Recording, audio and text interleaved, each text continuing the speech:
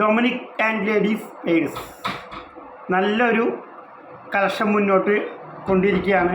പടം അതുപോലെ തന്നെ വളരെ ഹൈപ്പില്ലാതെ, വളരെ പബ്ലിസിറ്റി ഇല്ലാതെ തന്നെ പടം ജനഹൃദയങ്ങൾ കീഴടക്കി. Dominic and ladies purse. Gautham വാസുദേവൻ്റെ പടങ്ങൾ നമുക്കറിയാം. വിണ്ണത്തൻ്റെ വരുവായി, കാക്ക കാക്ക, വാരണമായി, പല പടങ്ങളും തമിഴിൽ ആൾ സൂപ്പർ ഹിറ്റാണ്. ആൾ പിടിച്ച പടങ്ങളൊന്നും തന്നെ നമുക്കറിയാം ഫ്ലോപ്പായിട്ടില്ല. പക്ഷെ മലയാളത്തിലെ ഈ സ്ക്രിപ്റ്റ് ആൾ എഴുതിയത് വളരെ ഒരു ടേണിംഗ് പോയിൻ്റാണ്. ഇൻ്റർവ്യൂവിലെ പടം ഒരു ലാഗിങ് ആയാലും ഇൻ്റർവ്യൂവിന് ശേഷം ആ ക്ലൈമാക്സ്, ആ ട്വിസ്റ്റ് എന്താണെന്നറിയാൻ ജനഹൃദയങ്ങൾ ആകാംക്ഷയോടെ എന്താ പറയുക,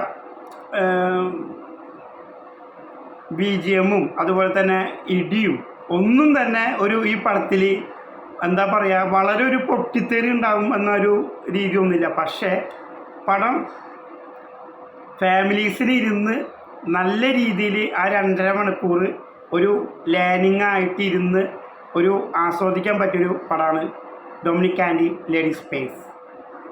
അതുമാത്രമല്ല, ഒരുപാട് തിയേറ്ററുകൾ റിലീസ് കൊടുത്തിട്ടില്ല. വളരെ ഒരു 200-250 തിയേറ്ററിലാണ് പടം ഇറങ്ങിയിട്ടുള്ളൂ.